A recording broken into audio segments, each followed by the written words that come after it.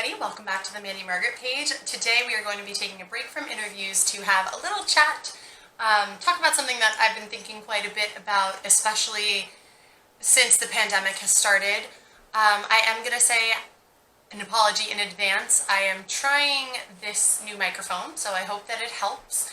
And I'm going to try to fix the lighting, but in case I can't fix the lighting, I apologize in advance. We have all been facing this unprecedented time, and we hear it nonstop. We hear it in commercials, every email that we get, as we're trying to cope with how this pandemic is impacting us personally or how it's impacting the world around us. And this can be really challenging on so many different levels.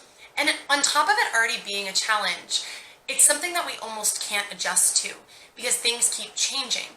So because things keep changing, it seems like our coping skills have to move along with it, and we have to be very flexible right now. We have to be very resilient, and that's not always so easy. So before I get started with what I want to talk about, I'm going to share a little story. So early on in the pandemic, I was being asked very often about my wedding. So for those of you that don't know, I am getting married this October, and our wedding was initially planned for October 4th. So we right away pretty much were asked, and at the very beginning of everything going on, we really didn't have any answers. But a lot of the time, what people would tag on to that is that they felt so bad. They felt so bad that this must be so challenging for us. And there were two different kinds of responses that I gave. One that I think is very healthy and that we're going to talk about a little bit later, and one that's kind of going to lead us into this conversation. So the first way that I responded very often was just completely in gratitude. And gratitude is something that can be very positive for us. It can positively impact our mental health. It is something that is well researched, and that's part of the reason why I personally love practicing gratitude. Other than the fact that I just know it feels good, I also know that it statistically feels good. As silly as that might sound, sometimes if I'm even just having a really tough day, I look for the gratitude in that. And this, I think, was very healthy. This is something I was really proud of myself for throughout the pandemic, and everybody was facing something at this time. I don't want anything that I'm going to say to be insensitive. Ironically, the fact that I feel the need to say that is exactly what we're going to talk about. Because the other thing that I often said that I don't think was really healthy was that it could be so much worse. One of the other things that I've been doing while I'm in quarantine is I'm taking this class online, and I'm really looking forward to sharing with you guys a little bit about how it's impacting me. But one of the things that came up and reminded me about this lovely little book here, my social psychology book, was this idea of social comparison.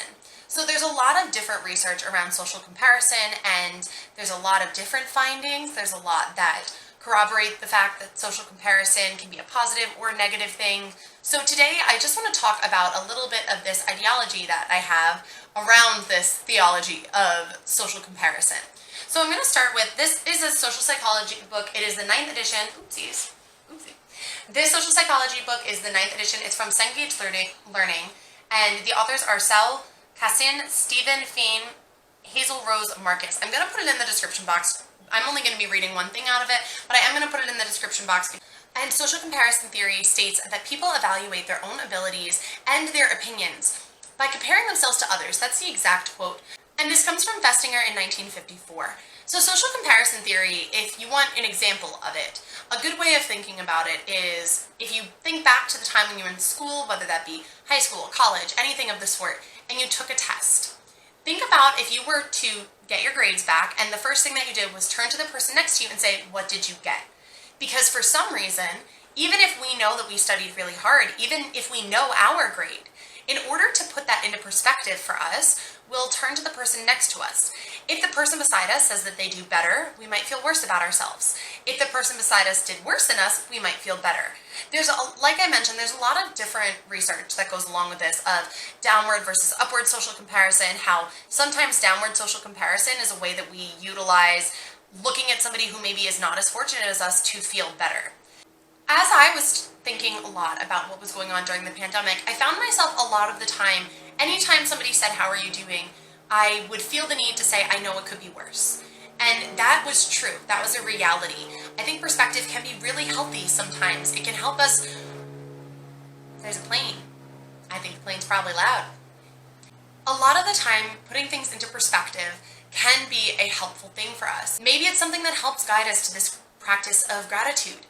But there's also, I think, an unhealthy part of putting things into perspective. So when we talk about this idea of putting things into perspective, we say this all the time. It's a really colloquial term, it's really common. And essentially when we say, let's put that into perspective, it's supposed to just be a comparison. But what I found is that there's also this connotation of invalidation that goes along with this. So, for example, if I'm having a really tough day, instead of accepting those emotions and validating them, learning to grow from them maybe, I might end up saying, well, this could be so much worse.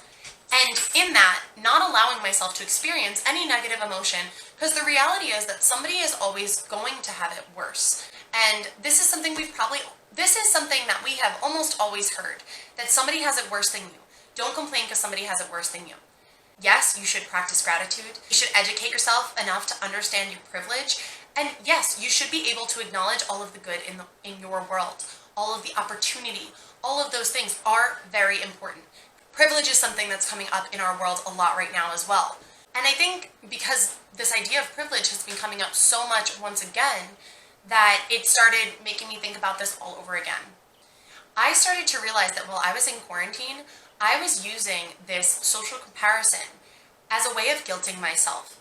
It was something that I was using that was not positive in any way. It was now a way of me facilitating denying my own emotions, denying my experiences, invalidating myself so that I wasn't allowed to feel any of my feelings. There is something to be said for practicing positivity, there's something to be said for building resiliency, but there is something called toxic positivity for a reason. Some research does show that downward social comparison is something that will make us feel better in some way. It makes us feel like we're in a better position. We could make a whole separate video about upward social comparison, things like social media and reality TV, even other people on YouTube, and how they are impacting our mental health. But for right now, I know this is kind of a short video and it's just an idea, but I really did want this week's video to be a reminder to you that whatever emotions you are experiencing, however you are reacting to what's going on in the world is okay. You are allowed to have all of your emotions without it being a selfish thing. You are allowed to say, I am having a bad day, even if somebody else has a worse situation. And the only way for us to be able to grow from our feelings, I have to be able to acknowledge my emotions, that I have to be able to accept them, and that then I have to be able to move on from them. These are the 3 steps that actually my therapist gave to me, so I wanted to pass them off to you. And I'm not a licensed clinician, and even if I was a licensed clinician, I'm not working with anybody specifically watching this video, but I do think that it's important for us to recognize and check ourselves when we are utilizing things like putting into perspective as a means to invalidate our emotions or deny them. Maybe it's not just the invalidation, maybe it's that we're finding a way to loophole around and not address what we're going through. It is so important that we feel able to communicate our emotions, that we can talk about them, and that then we can move forward and grow from them. Before I head out, I do want to let you guys know that next week I have an interview coming out that I am very, very proud of, and especially with it being Minority Mental Health Month, I really hope that you guys enjoy this video. We had such a healing, beautiful conversation, so if you aren't already, make sure that you subscribe and turn on those bell notifications so that I've been posting every Monday, but in case there's a random bonus extended interview, maybe video of one of the pets or something like that, make sure you have those notifications turned on. I hope everybody has a wonderful week, and we'll talk soon. Mandy, hi baby. I love you. I love you.